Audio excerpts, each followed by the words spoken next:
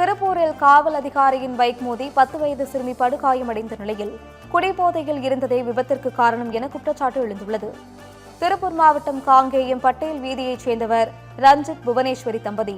இவர்களது 10 வயது மகள் சதுர்மிளா ஸ்ரீ தெருவில் விளையாடிக் கொண்டிருந்தார். அப்போது காவலர் ரமேஷின் பைக் மோதி சிறுமி படுகாயமடைந்தார். காவல் அதிகாரி குடிபோதையில் இருந்ததாக கூறப்படும் நிலையில் இதுகுறித்து காங்கேயம் போலீசார் விசாரணை மேற்கொண்டனர். இங்க போலீஸ்காரங்க இங்க இருந்து வண்டி பைக் வந்ததுங்க. பிள்ளைங்க எல்லாம் இங்க விளையாண்டுட்டு இருந்தாங்க. ஒரு 4-5 பிள்ளைங்க விளையாண்டுட்டு இருந்தாங்க. வந்தோடனே பிரேக் அடிச்சு அப்படியே போலீஸ்காரங்க வண்டி இது மேல ஏறி சரௌண்டிங் ஏறி அப்படியே விழுந்துருச்சுங்க. அவரே நல்ல பிள்ளைங்க மேல விழுந்துட்டாங்க. நான் அந்த கார்னர்ல இருந்து அந்த சைட்ல இருந்து வந்தேங்க.